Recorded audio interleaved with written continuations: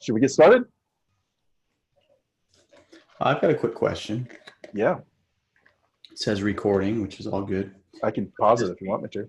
No, will any of this be broadcast on YouTube or anything like that?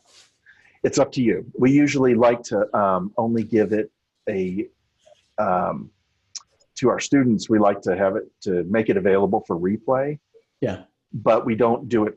So we put it on YouTube, but it's always unlisted. We never put it public. It's just for our class members. Okay. That's no problem. Yeah.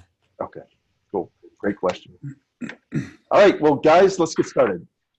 I have the pleasure of, we all have the pleasure of hearing from Jody Friedman, who is a very well-respected licensing agent and music supervisor and has a huge amount of experience in the business. He's been amazing with us. He's spoken at our Sync Keepers events. He's a friend of Kathy's. I think, didn't you guys go to school together? Yes, we did. Yeah. So I'm going to just open it up to you, and we're going to start by just asking you some questions. But before we do, I just want to make sure everybody knows, just be careful with your microphone. Make sure that you control your mute button. When you come into this class, you're automatically muted into this webinar.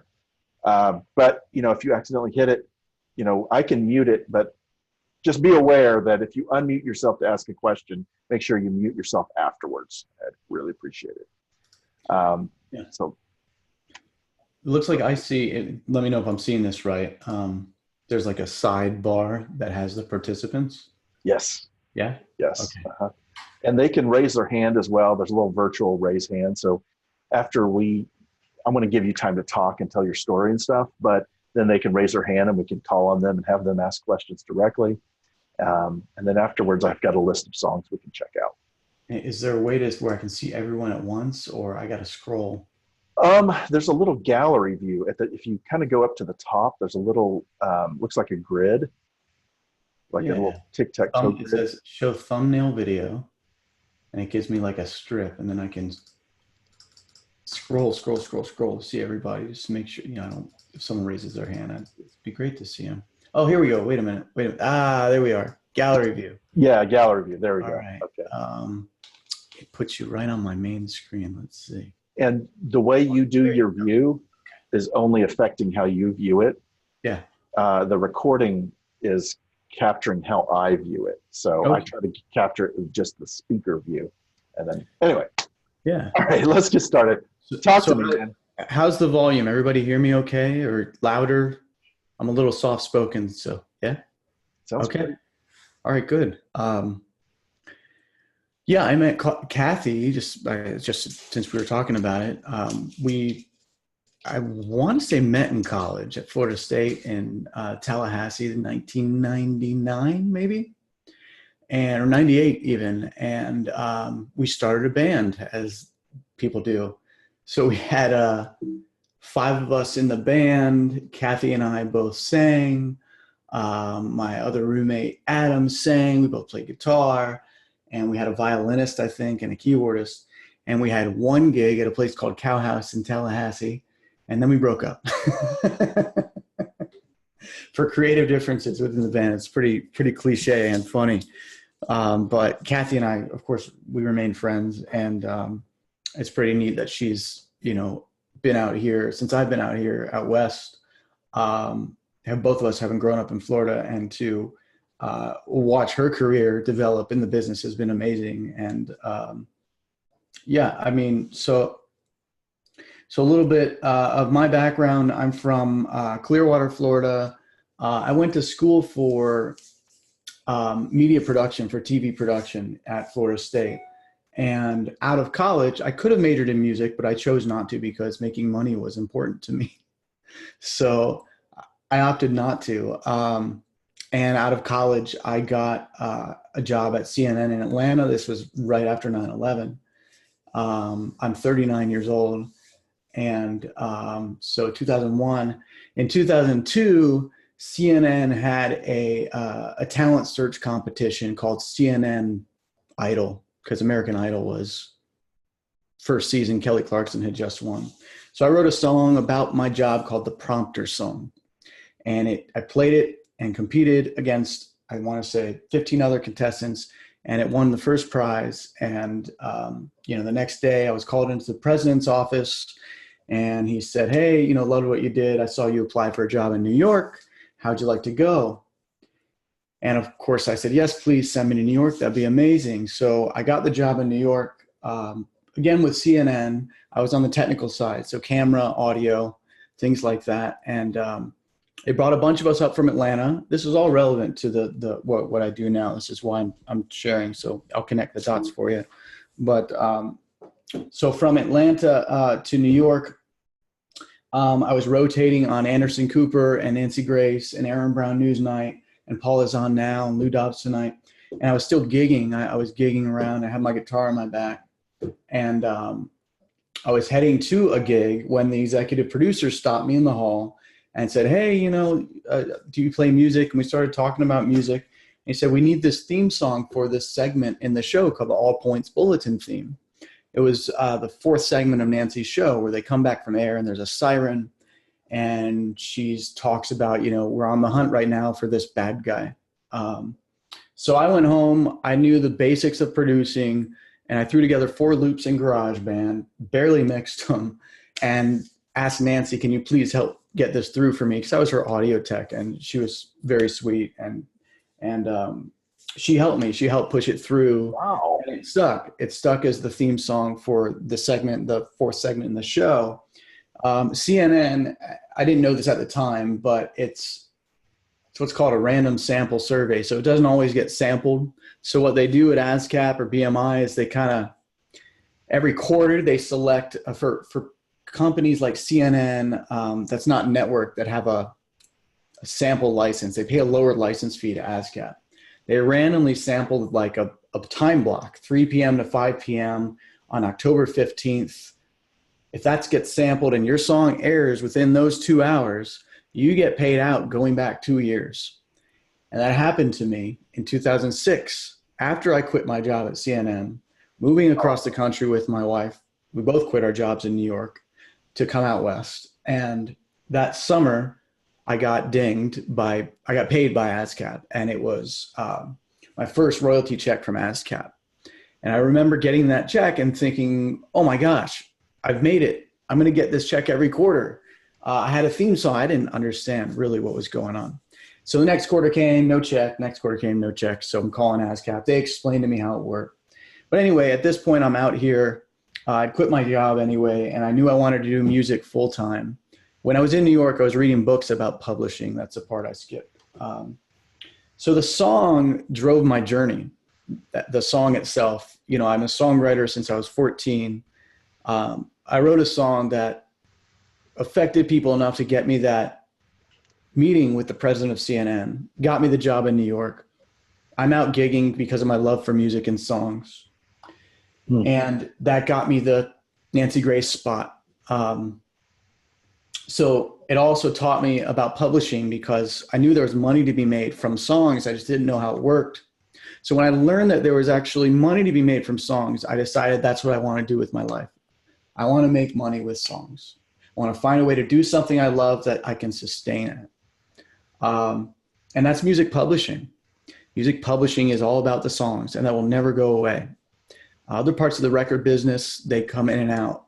They constantly change. CDs, MP3s, Spotify, YouTube, Sound Exchange. There's all these different components tied to the way masters are paid on. But the songs are never going to change. And the songs always affect people. A good song, there's nothing like a great song, which is what I love. So 2006, moved out west. In 2006, shows like Grey's Anatomy and The OC were huge. They were breaking bands. And there was this transition from radio to TV for breaking artists. I was lucky enough to be out here in California at that time. First, just pitching myself, having had one placement on CNN, calling up music supervisors, taking them out to dinner, getting to know people, and marketing myself. And what I learned very quickly is I couldn't sustain a career doing this with just my own music. So I started, I volunteered for a guy I met through Taxi. Anybody in Taxi? Heard of Taxi? Yeah, Christina. There's a lot of people in our Yeah. classes that are in taxi. So Yeah. Taxi served a purpose for me, in the sense that it got me the tickets to the road rally. When I was at the road rally, I did one of those round tables, and I asked the guy, his name was Danny McCloskey, and I said, Danny, do you need any help? I'd be interested in interning for you. His background was in Atlantic Records. He did marketing and PR, and I just wanted in, I wanted into the business. So Danny took me on as his intern, and I worked with Danny for a bit there, learned a lot about the record label side and marketing and PR from Danny. And then in 2008, started my own company, HD Music Now. I had all the contacts, or a lot of the contacts at the music supervisors. I'd met some artists through Taxi. I started signing talent and representing them, and continue to do my hustle, which is what it is. It's a constant hustle to get placements. And 2008, season 2 of True Blood was my first placement. And from there, things started to spiral. And that happens, as some of you might know. You get a placement for your music, you use that, it's just one notch under your belt, and other people start saying, oh, if Gary Calamar is listening to Jody and licensing his music, maybe I should pay attention. And as a music supervisor, that's how I see it sometimes too, when people reach out and tell me, my music's been used on Suits and, Weeds, and I'm dating myself now. Modern shows, Arrow, and, Empire. That tells me that, okay, those supervisors are using their music. There's got to be something here. And it's more incentive for me to click on it. Yeah. So coincidentally, in 2008, another friend from Tallahassee named Luke Kasdan was shooting a film, his own film he directed, and he brought me in to play a role of Ryan Adams in this film. And I asked him if he needed a music supervisor, and he did. So I started music supervising at the same time, and same kind of thing that, had one gig and led to the next. So I've been doing licensing and supervision for about a decade now. And underneath all of that is music publishing. That's at the core for me. Yeah. And yeah, that's a summary of my story. That's fascinating. So are you still doing that music supervision for him? For Luke? No, Luke, no, he hasn't written anything. Well, he's written things. He hasn't made a film since then. But that job, the sound designer actually on that film got me my several next gigs, including one recently. Wow. So, when the people in the class with you right now are going to be the people that, in addition to new relationships, they're going to be the people that you continue to work with. So, I hope you guys are all connecting outside of the class and working together and collaborating, because one person gets a job, loves working with you, they're going to bring you along. And likewise, you do that for them. So you help each other out and grow and develop as artists. Yeah. Yeah, that's one of the things that we love seeing, and our students are really good at, is that kind of connectivity. It's just awesome. And they often post opportunities. Hey, there's a little opportunity over here, and this place is looking for this. And we love that. Good. I wanted to ask you about, let's jump in, if you don't mind, to songs that you see are in demand right now. That's one of the most common questions, is what are supervisors looking for from your perspective? I know you have a perspective on this. Yeah, I get that question a lot, for sure. I think it's the wrong question to be asking. Oh, okay. Great songs are always in demand. Doesn't matter really of the genre. There's some genres that get used less than others, but what you should probably be asking is, how can I do what I do better?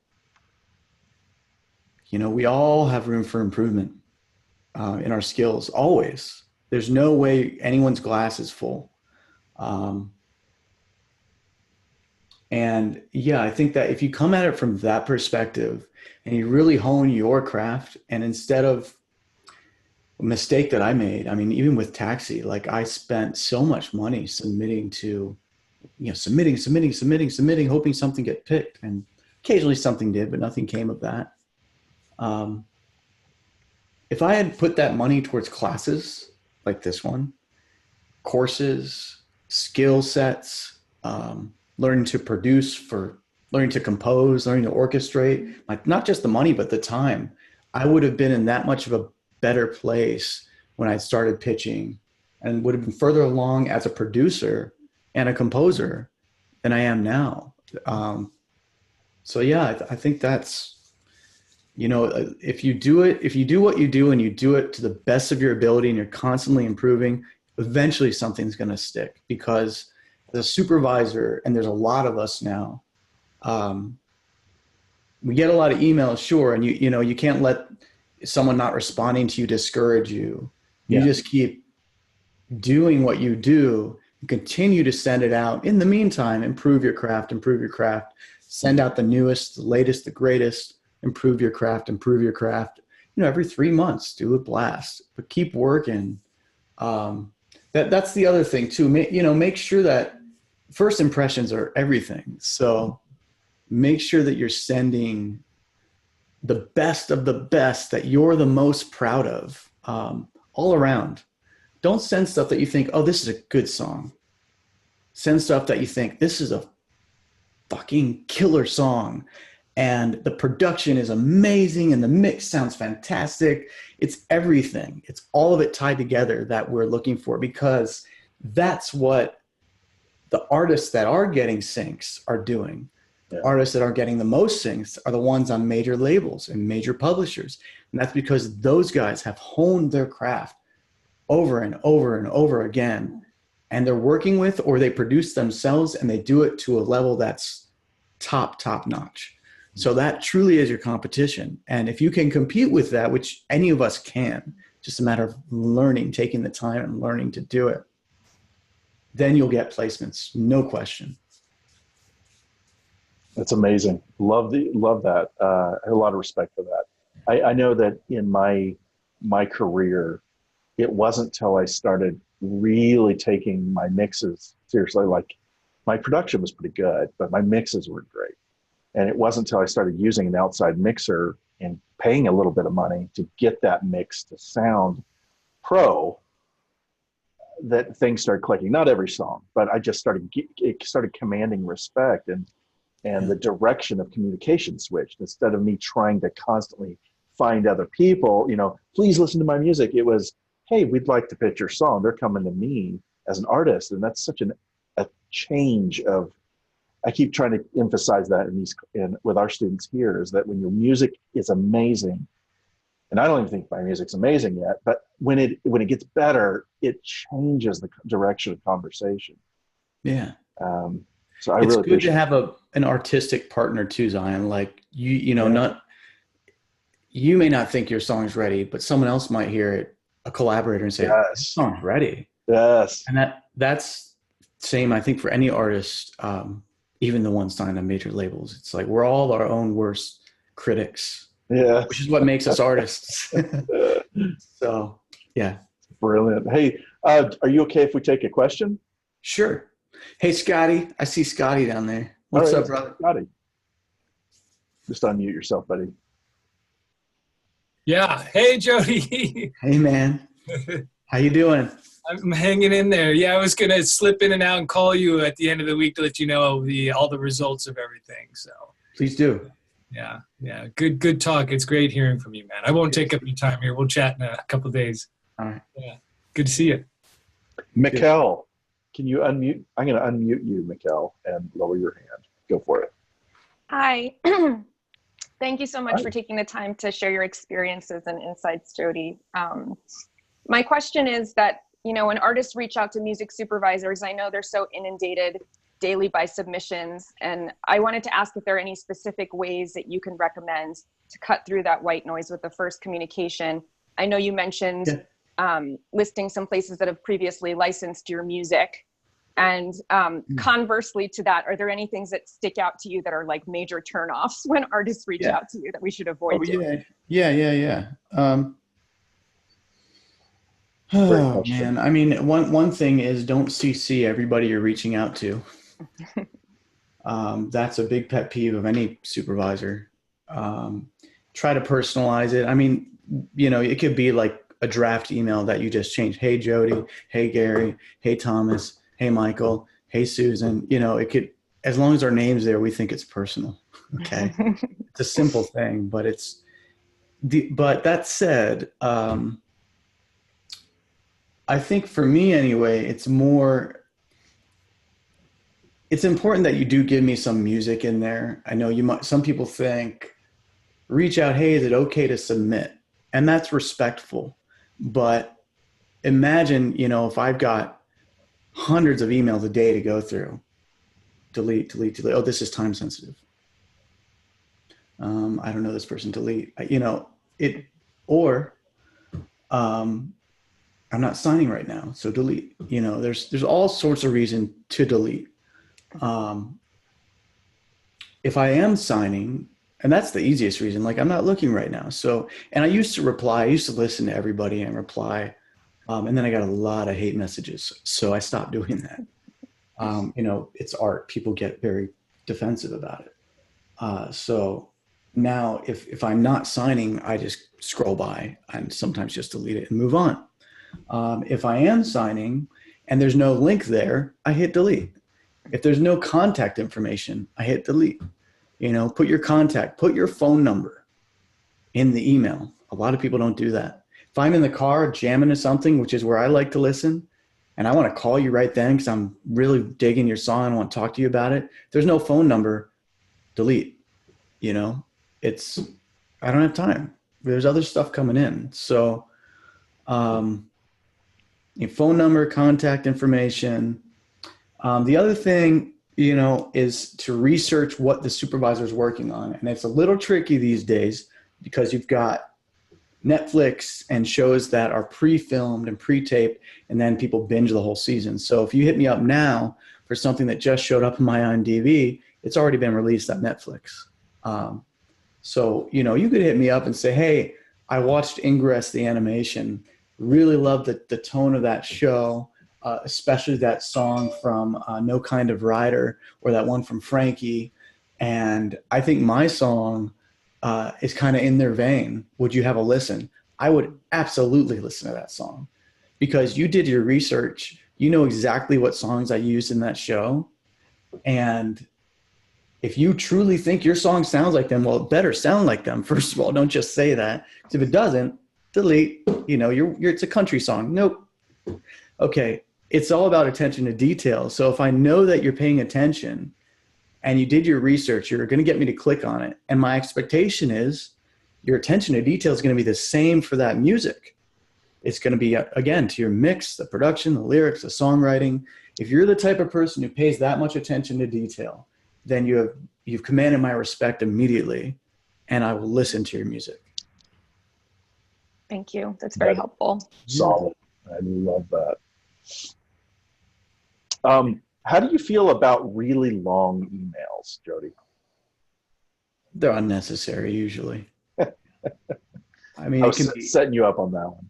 Yeah, sometimes I get like the whole bio in the email and it's not necessary. If you have a link to your website and your bio's on there, that works for me. For me personally, it's about the music. It's different. Some supervisors approach it differently.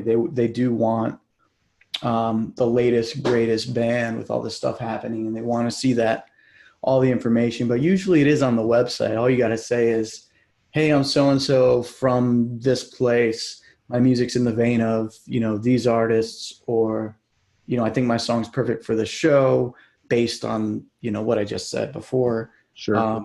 Here's a link. You can stream it or download it. That's important. Don't send waves. Do not send MP3 attachments. Send links, box links, SoundCloud links. It doesn't have to be downloadable when you're just pitching. It could be streamable, but if I'm in the cutting room and you send it to me and it's downloadable and it's just fate called that email and it's perfect for that scene, I hit download and I put it to pictures. So it's it's important to, when you're pitching, to say what you control. I own everything as a one-stop, or I have 100% of the master, a couple of co-writers, but they're okay with me pitching on their behalf. knowing that business part of it too is important because it makes our jobs easier to have that stuff pre-cleared. If you just hit me up and say, hey dude, hot beats for you, holler. No, maybe one link or a few attachments and no phone number. That happens a lot, and just delete, Do you use Disco?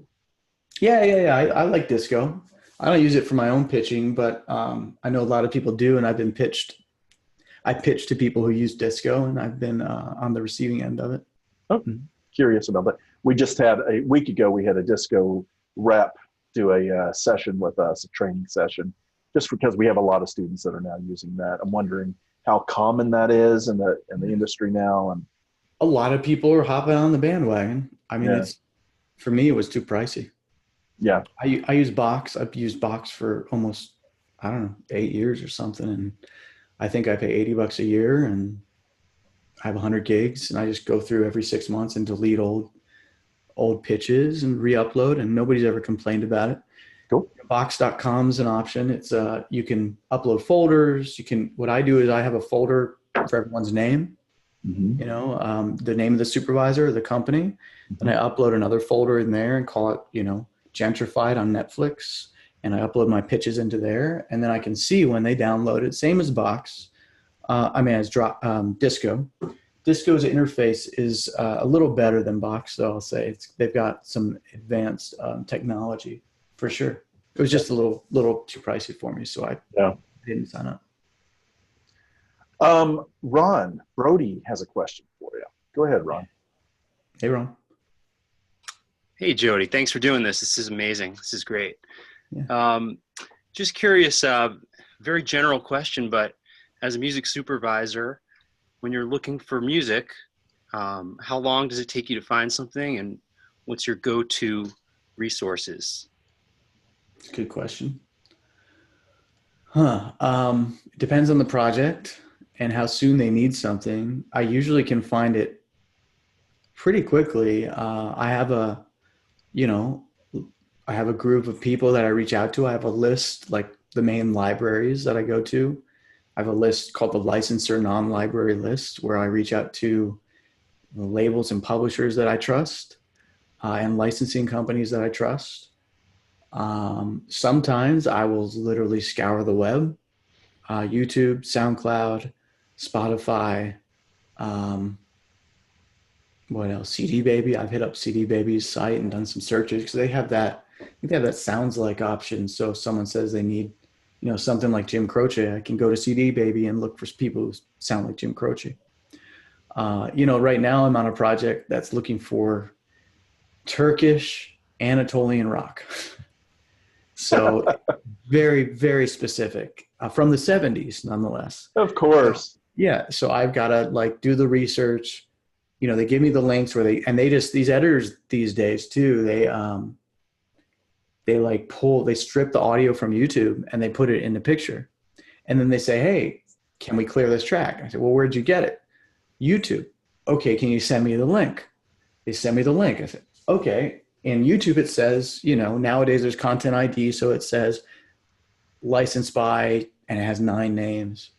I start there and I start reaching out to the people's names or researching their names. And with this Turkish one, it's taken me 3 weeks to get in touch with some of these people, and I'm still not in touch. And wow, I did it by last Friday. So in the meantime, while I'm trying to reach the actual temp track owners, the temporary tracks, I have gotten 4 rounds of alts for the alternate ideas for the producers, and I'm just waiting for them to, pull the trigger. But when I send them those alternates, before I send them, I need to make sure, will these clear within our budget? So right now, they've got 4 rounds, and I'm hoping they'll make a decision. That's a lot of music for them to choose from, and it kind of forces them to, because they're on a deadline. So, they need to make a decision. Katie says, I have friends in Turkey if you need some help. Thank you, Katie. I'm okay for now. 4 rounds I'm all done. Myra, let's go to you. Hey, cool. All right.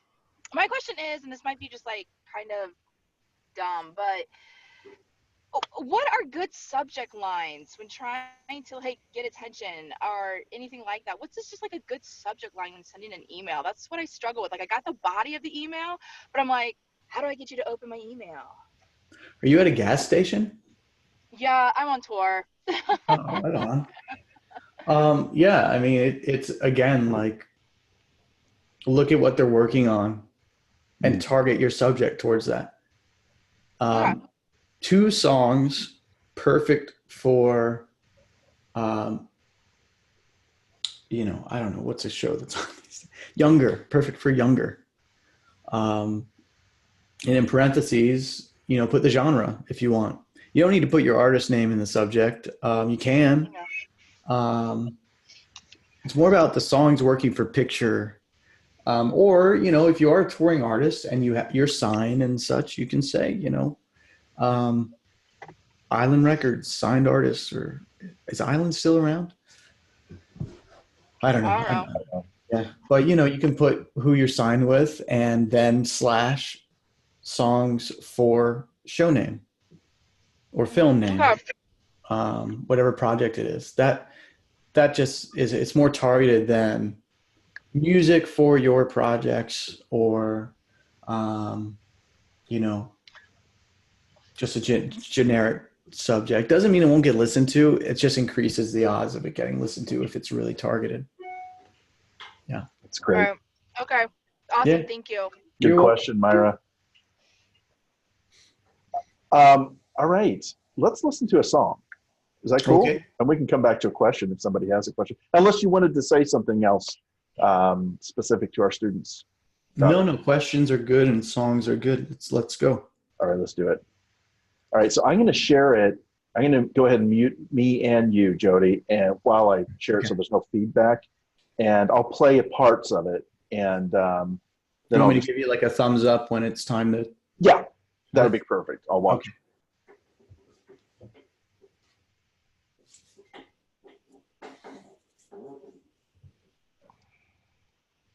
The greatest love is that which can't be spoken, a hunger accidentally awoken, and I can't go back to sleep without you by my side. I look for you as soon as my eyes open. The ravages of my life leave me choking, and I won't get back on my knees now I found you again. Cruel. All right, awesome. Is it Mikal? Mikal, yeah, she was the one that asked the first question. Yeah. Are you influenced by Radiohead? Where is Yes, she? very, very much so. Very cool. Very interesting song. So my first thought is that piano in the background could be more, would serve the song better if it was more of a pad, like a synth pad or textural. The piano is too distracting. It's like the piano and the vocals are not working for me. They're clashing each other. I love the concept of doing something classical, but it's the piano itself that is clashing. So in terms of the way it was recorded, because it actually is my acoustic piano. So no, just the instrument. Mm-hmm. Nothing to do with how it was recorded. It's just the scale that you're playing, like arpeggiated scale or whatever you'd call that. Mm-hmm. It just was distracting from your singing. Like my ear was going towards that and going towards your voice, and they were competing with one another. Okay. Whereas all should feel the same. Yeah, so there's some, at first, I thought it sounded a little pitchy, that first verse, but by the second verse, I think you locked in a groove and it felt good. There were some, some vocal phrasing things but that again, that's why I mentioned Radiohead, because Tom York does it really well, but it's very hard to do that well. It was hard for me to latch on to anything because of that competition. Mm-hmm. It's hard for me to like stick with your voice or stick with the piano, so I was really distracted by that piano. I wanted to hear what you were singing and focus on that, and I couldn't. If that makes sense. So the part was too busy on the piano. Was too busy, yeah. Yeah, it could be a piano, but it could be like sustained chords. 3, 4, 2, 3, 4. Because you've got this flowing melody. It flows, and you want to listen to that, you want to tune in, but the piano part, if you're gonna use that piano part, do it later and push it way to the back or something as like an interesting effect. But from the start, you're going to lose the listener very quickly if you have that from the start. Okay. Yeah. Cool Awesome. song. Thank you so much, Myra. I appreciate, Mikkel, I appreciate you sharing your baby with us. All right, let's jump to another one. This is Moana. And Okay. It's called She Is Fire. She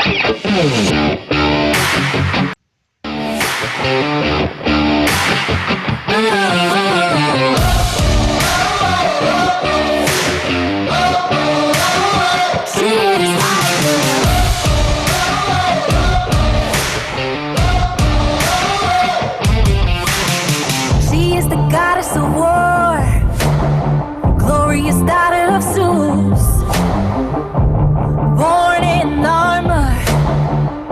She is a fuse, a myth and a legend, breathing like a storm, raining down lightning, raining down love. She is powerful, she is strong, that's the example, a real wicked one. She is fire.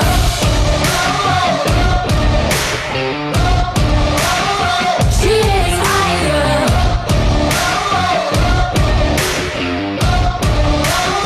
She is fire.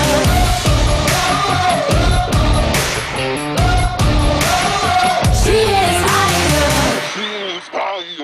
You know she came to win. Awesome. Can I hear the chorus again? Yeah. Let the games be done for a real wicked. She is fire.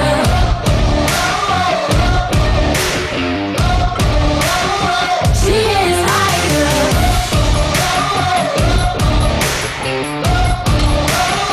She is fire. You know she came to win. Is that good?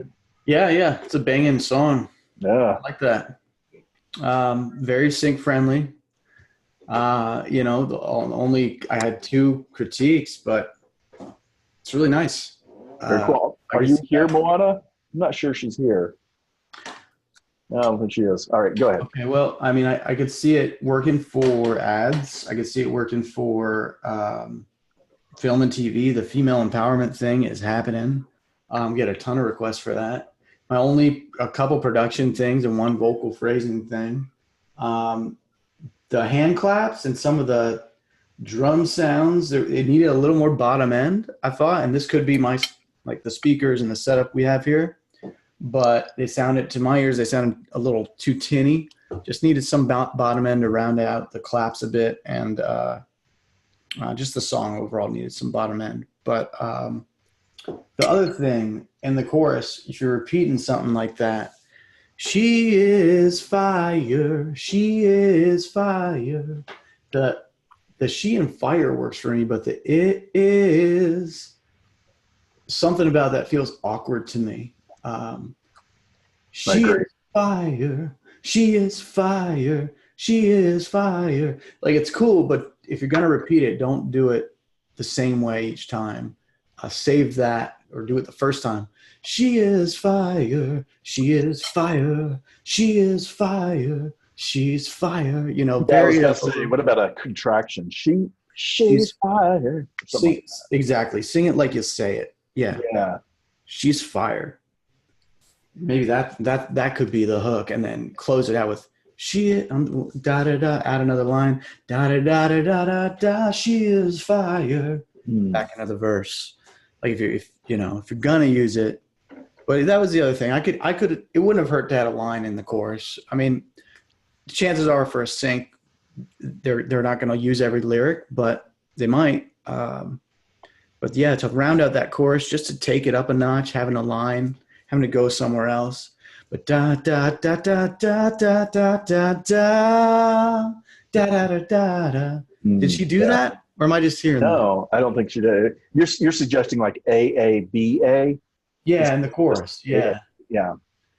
No, I don't. Yeah, I think it was just repeated over and over again. But which would work for an ad, but for film and TV, just as a song, as a song overall, it would make it a little more interesting in that chorus because it's so repetitive. To go somewhere else, it could add a little something, but it's a cool song. I mean, also it's fine as is. So, sometimes I get played songs that I like it and I feel like I need to give some feedback, so I'm giving you my thoughts, but really that song it's good as is. It's workable. So,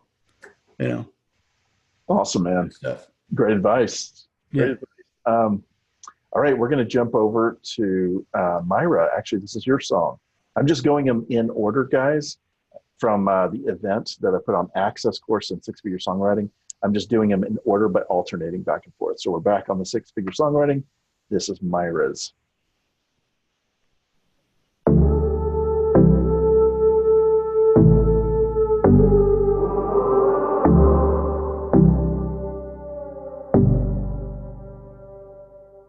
Finding my way back to you seems harder to do. Is there any way you can chat me that link and I can click on it? I feel like I'm losing some of the mix.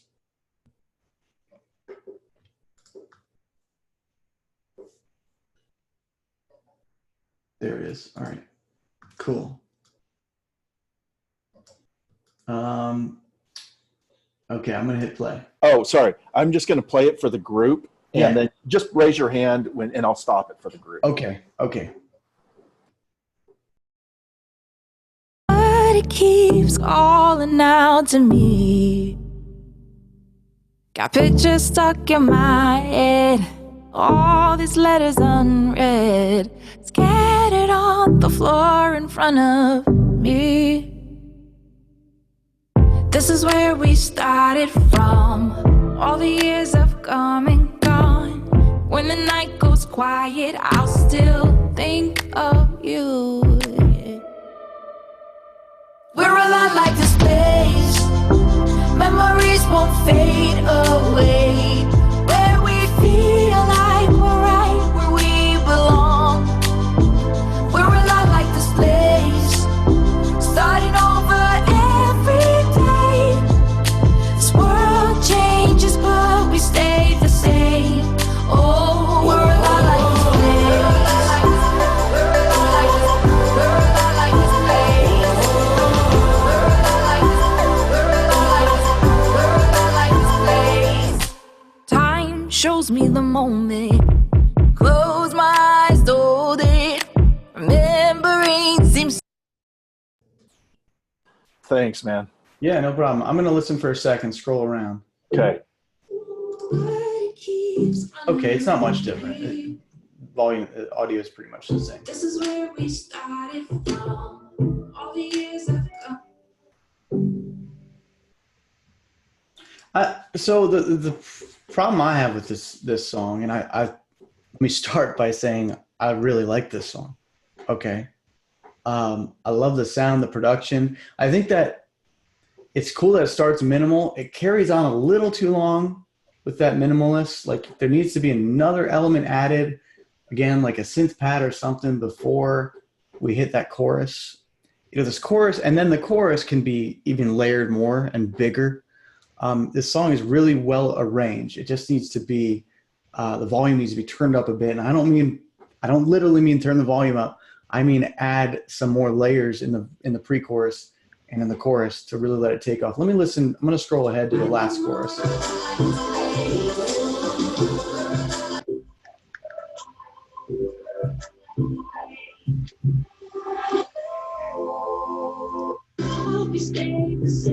Yeah, I mean it's got, I don't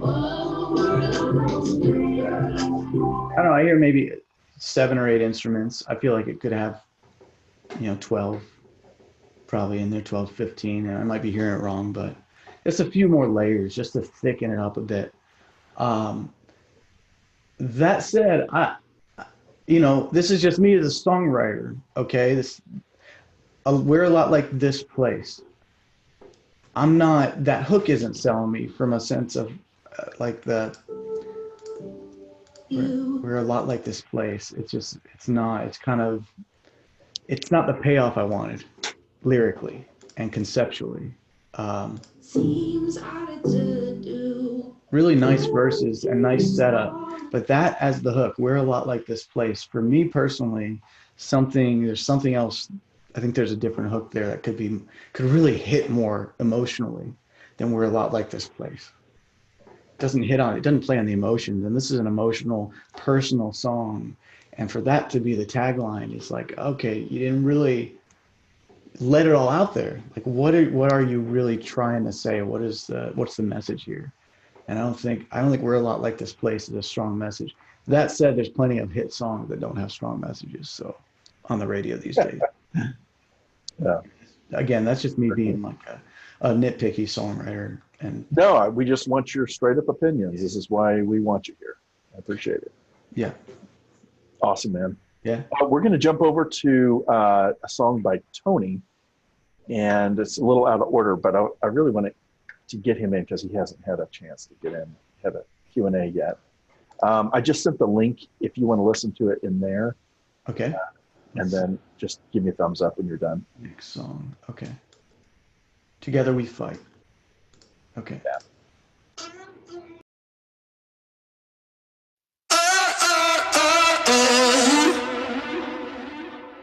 We're soldiers to the bone.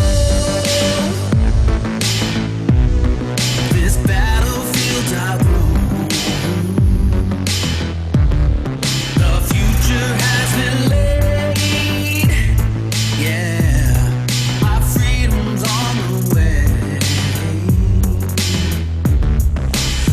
Ready the cavalry, reclaiming victory. This is where history's made. Now we're moving in a ready line, taking a shot with you by my side. Boom, crash, sound the alarm, battling through the night. Together we fight. Na na na. Together we fight. Now the combat has begun. Cool. Thanks, Tony.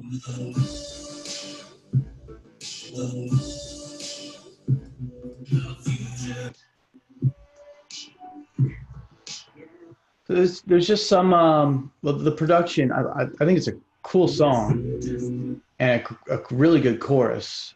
Where it loses me is some of the production's just okay. I think it really could use some thickening and just hit bigger, especially a song like this. And you got these really cool things in the chorus.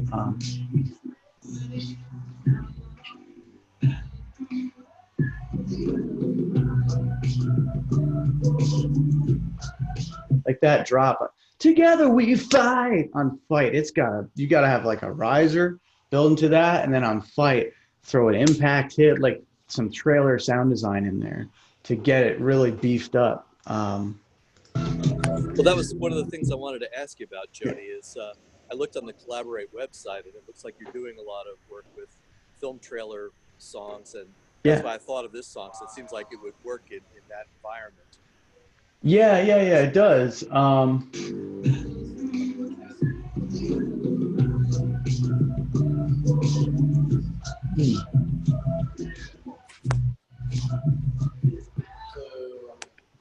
Yeah, it does. I mean, the song could be. I gotta hear it and see, hear the rest and see the lyrics, but it could be reimagined for trailers for sure. There's, as a demo, I think this works. So yeah, I mean, I'm not sure that hook "Together We Fight" is been said. It's like it kind of fits the cliche a little too much. Um, but I'm happy to play this for my co-producer, Collaborate, and see if she's interested too, and reimagining it if that's of interest to you. Absolutely. Yeah. So yeah, I mean, just some vocal phrasing things we change. Yeah. Soldiers Actually, to the bone. yeah, it's a demo vocal. It is okay. Our vocalist is in Nashville, and he's going to go into a studio next week and cut a better version. But Don't waste your money, dude. really, Yeah, you need phrasing. He needs to work on his phrasing first. okay. That's a vocalist for hire. He's actually a classmate. He has a really nice voice. Okay. But yeah, we're The phrase, the tone of his voice is nice, but that's not a pro vocalist. I'm sorry if you're in here, but a pro vocalist would know the phrasing is off. So yeah, I'd recommend not doing it. There's a lot of singers out there for hire that they'll go in and they'll immediately lock onto the proper phrasing. okay. That's great. Thank you. That person in the class hears me, they're going to hate me now. I'm sorry. No, it's just there. And just to get into it. He's a good guy, and we were so desperate for him because it's a hard song to sing. I mean, we needed someone who had the right kind of voice. Yeah, it's hard to find good singers. We're soldiers to the bone, not to the, because you wouldn't say that. We're soldiers to the bone. We're soldiers to the bone. To the bone. To the are throwaway words. Next thing. I don't even understand. These battlefields are broken. Is that what he said? This battlefields are thrown. Like Game of Thrones. Yeah. It's just these battlefields are thrown. Battlefields are thrown. It kind of gets lost in there. You're just passing late. You can do something else. Just kind of keep building and moving them. Play with the melody. If you're in Nashville, there's a guy named Kenny Royster who has a studio there called Direct Image Studios. Kenny taught me everything I know about vocal phrasing. And you go in the studio with Kenny and give him the demo and tell him you're looking for a vocalist. You come out there for under $400, $500, and you'll have an amazing vocal on this track. Because Kenny will keep him honest, and he'd also recommend the vocalist for you. Well, Highly recommend him. I know a killer vocal makes up for a lot of shortcomings in production.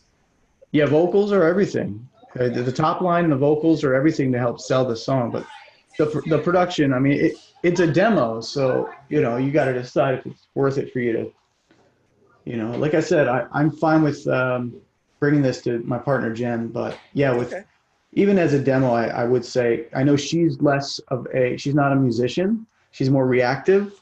So when she hears it, she can say, "Oh, I don't like it," because it's just going to feel off to her. So if the phrasing was better, yeah, she'd probably react differently. Yeah, man, I can visualize different places for it to go. So, but yeah, well, thank you. Yeah, I hope it helps. Appreciate it. Awesome. Very much. That's fantastic, man. What great feedback. Great job, Tony. Let's jump over to another one. Let's listen to one from David Thiel. And I just put it in the, if you'll scroll up a little bit, you'll see it, Jody. Got it. Okay. I'll share it with the group and you can listen to it.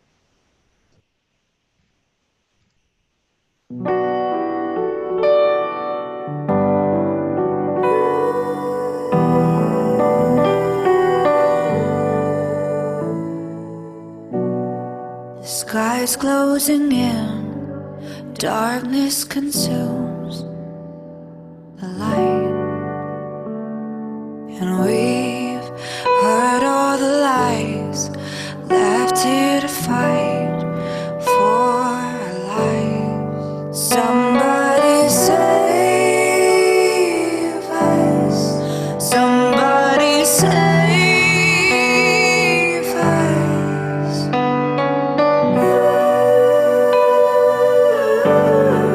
Somebody save us tonight.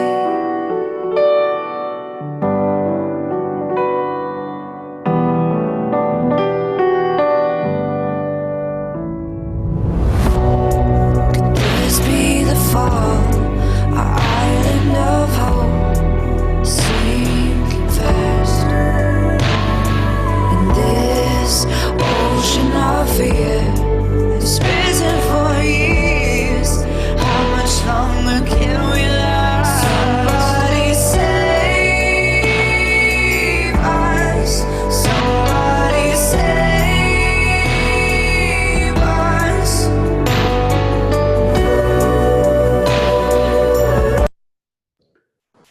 I'm gonna fast forward to something here. Yeah. I'm going to use a bathroom while you're doing that. I'm about to pop. No problem. But go ahead and keep going.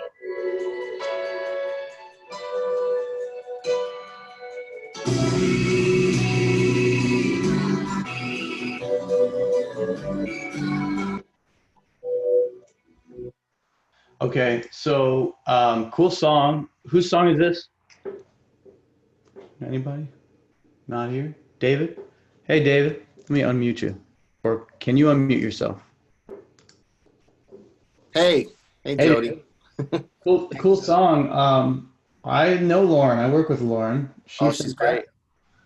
I like this song a lot. I think it's got something that, you know, one thing I work with Lauren on the vocal phrasing stuff too. There's a couple little things.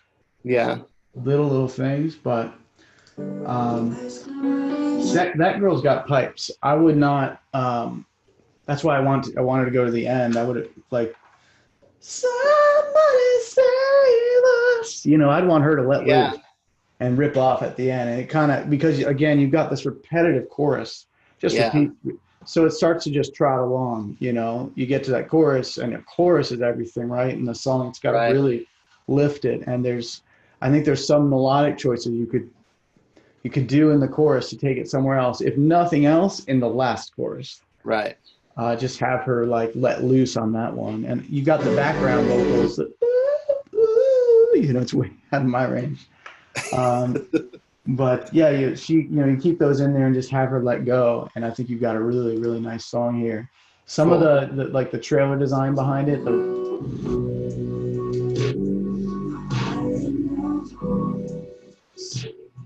a really affected snare. I'm not sure about that. It's cool. I want to hear a little more something in the bottom end to round it out a little bit. To have more of the boom underneath that crunch. Yeah.